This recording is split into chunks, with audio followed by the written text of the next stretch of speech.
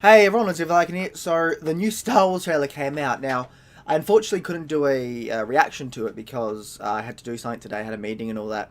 And I actually just got home about 30 minutes or an hour ago, and I couldn't do a reaction. I got to see it, but I could only see it twice before I had to actually go. So, had no time to get a video going or even edit it or anything like that. So, yeah. But I can still talk about it because I've watched it a lot since, and I actually got it here now because there's a lot of information here. A lot of information. Now, I think the biggest thing to say is I was hyped for Battlefront 2. I was extremely hyped for it. I think this is I always thought this is going to be far superior to the first one, and it's going to be worthy of the Star Wars Battlefront name.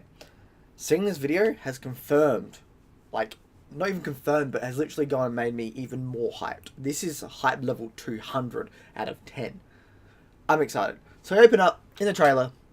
I love it playing at the front, the start or wherever I am. And they're on Takadana.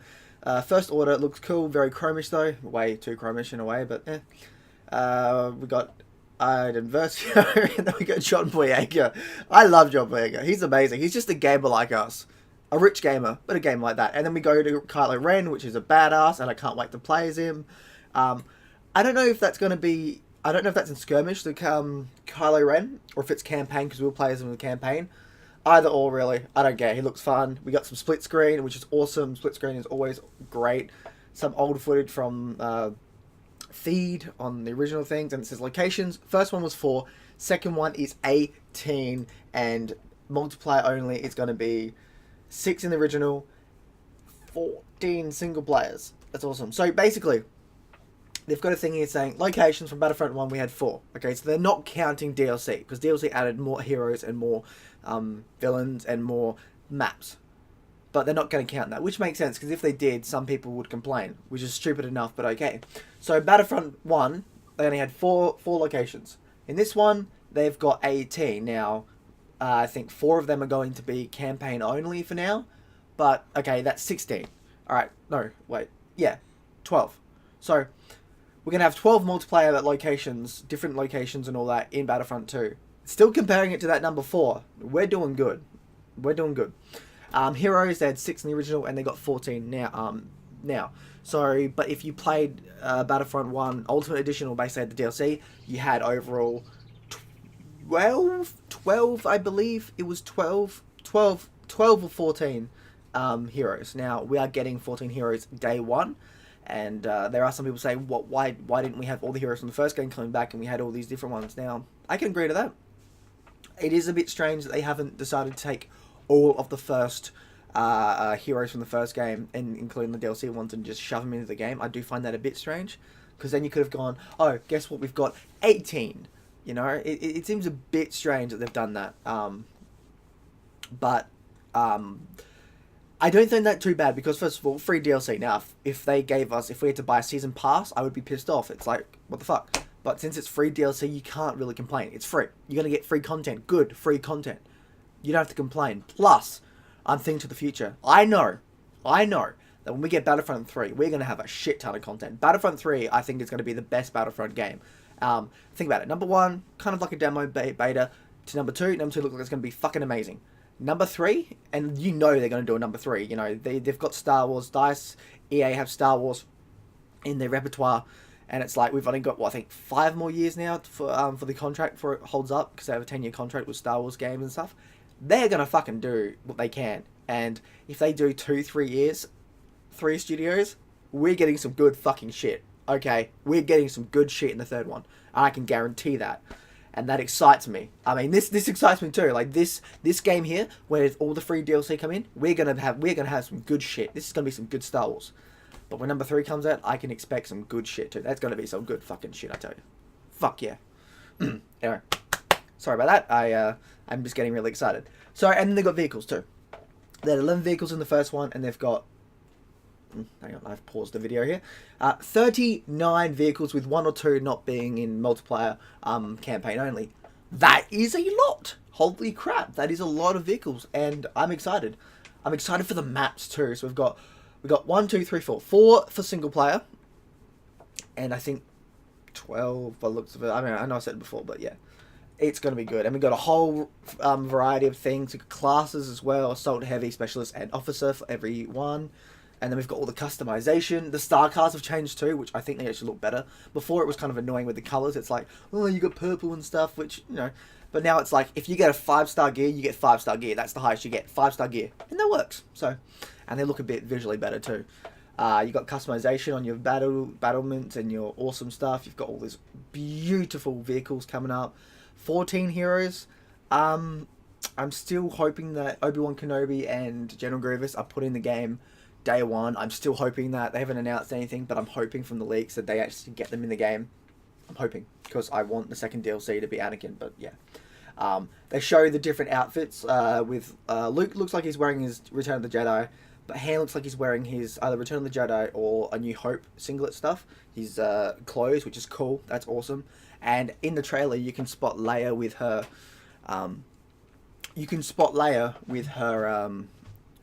her comic book costume, which is awesome. And actually, funny enough,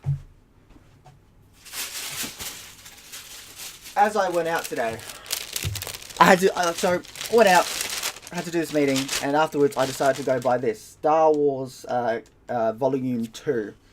I've got Volume 1, I got Volume 2, and luckily enough I got it on sale. It was originally $57 for this. It's Australia, we have shitty prices. I got it for $40, which is good. And it's I've read half of it on the train back home, and it's a good read. I can't wait to read the rest. So, it's been a good Star Wars day for me. I've got the trailer, which is making me really hyped, and I got myself a good story to play and read. Unfortunately, reading this, I really want to come into this game and play as these characters and stuff. I guess I can play as some of them from the first game, but Battlefront 2 just looked amazing. Starfighter Assault looks good. Galactic Assault. Right now, as I'm seeing it, I'm seeing Yavin 4, which looks so beautiful, and they're showing Arcade, which looks great. We had the Clone Troopers building site. I can't remember. It's annoying. I can't remember the name of it. Where the generations keep getting that mixed up. Where the clones were made. I'm kind of annoyed about that now. I keep getting Genosha in my head because it's not here. Okay, they didn't. So it's strange to me that they have not decided to put Genosha in here. You've got a lot of big maps from the original trilogy, and even so far, even from one film, you've got big maps from The Force Awakens. Ugh. But with the prequel trilogy, you've got big maps. Don't get me wrong, you've got big 3 maps. Sorry about that. So we've got the original stuff from the original trilogy, which is great. All right. And then on the sequel trilogy, we've got Starkiller Base, we've got Jakku, we've got Takodana, and we've even got things like the Unknown Regions. It's like, okay. And on the prequel trilogy, we've got Kashyyyk, Kamino, and Naboo. Now, you could also say Ryloth in a way, which is fair enough, even though I think Ryloth was kind of mentioned in the original trilogy. But it kind of feels weird that you wouldn't give us the big, the strong, the powerful, like Genosha or Coruscant. It seems a bit strange. Now, they are probably going to add this in DLC, which is fine, free DLC. It just feels a bit weird, because a lot of people are like, it's a bit weird. A lot of people would have liked them to done prequel trilogy and original trilogy, because first of all, I get it. I get that. I totally understand why they want that. I don't care, because I'm actually going to play as all 3 eras. Mostly prequel trilogy, because I love that. They're good films. They're good. It's a fantastic area to go into. Fantastic era. Fantastic everything, really. I will fight, and I will fight for that part of Star Wars, more so than the sequel trilogy. I think I've said that many times. But I would love to have more prequel trilogy stuff. I'm still surprised we haven't got Anakin, we haven't got Padme, nor Obi-Wan Kenobi. The 3 original characters from the prequel trilogy. We've got Rey and Kylo, and we're going to get Finn. In a way, you could, and we've already got the pilot guy. What's his name? Poe. We've got him in the game. So we've got 90% of the original trilogy, of the original sequel trilogy characters, but not the prequel trilogy. I know why they're doing it, because hey, the new movie's coming out, but that's fucking bullshit. Okay. But, again, free DLC. So every time I get angry about that sort of stuff, I realise, you know what, free DLC, they can come in that, and a lot of fans have said we want that. So we will probably get that. Now, another thing is that we noticed is there's Clone Wars, the TV show, content in this game. When they showed Kamino, there's a shot of a trooper flying in Kamino. In the background, you can see these giant squid things that were in the show, which were awesome. That's cool. I'm up for that. I'm totally up for that. I like how they're adding a lot more to this game. So overall, I'm excited and I cannot wait. I mean, To play the single player is going to look interesting. We get to go to Sullust again, which is a bit strange that it's not in multiplayer, but it could be later on. Some place called Pilio or Pilo, fair enough. Vardos is a new map, and Bespin, which is a bit annoying because I love Bespin in the original game, DLC maps, but I couldn't unfortunately play it offline because some stupid thing they never did. But then you go into this game and you're kind of like, oh, we'll get Bespin, we'll definitely get Bespin in campaign only. I mean, we get it, but I would love to have played Bespin with like droids and the First Order and stuff like that, if you can do that and stuff like that. But who knows? Another thing though, that's really got me right is in the beta we're gonna get 4 modes though, if I remember correctly, and one of them, well, technically 2, is gonna be the offline stuff. So we're going to get the ability to play as Darth Maul in a sort of like missions thing where he's in the boot killing people, like killing clones. Awesome. And then you can get like some AI 10v10. Now, it has been said this is beta only, which is fine. 10v10 beta, fine. In the real game, it'll be, I think, 20 versus 20 bots, which is great. Now, what gets me is the wait. So when the beta finishes for Battlefront 2, the wait's going to be about a month, I think. Give or take a month before we can play the full game now. What gets me is I'm really hoping that the beta, which is giving us offline modes, is still accessible after the beta finishes. Because I'm not going to lie, being able to play the beta, the offline modes of the beta after it's finished would be fantastic. Because first of all, I get to play more of the game, and I'm not going to lie, this game looks like it's going to be fantastic to play full on. But not only that, but the skirmish mode of things, I'm just going to call it skirmish because I like that more so.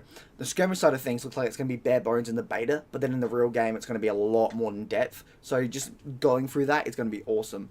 Because I still honestly haven't realised what am I doing when I get the full game. Am I going to play the campaign, or am I going to just play the bigger, better skirmish modes? I don't know. We'll find out. But yeah, that's my thoughts on it all. I'm happy. I'm excited. This game is going to be fantastic. I can understand people bitching and moaning, but I think at the end of the day, that's bullshit because we're going to get free content. Now, I'd understand if this had a season pass, and I would be like, you whine and complain 100%. You deserve to. But now that we've got free content coming, I don't feel like there's a big enough basis to complain. Because not only that, but in a third game, I feel like when we get a third Battlefront game, that would be the be-all, end-all. Piece of resistance, Star Wars Battlefront game. If it's not, you can complain. There's always going to be people complaining, but yeah.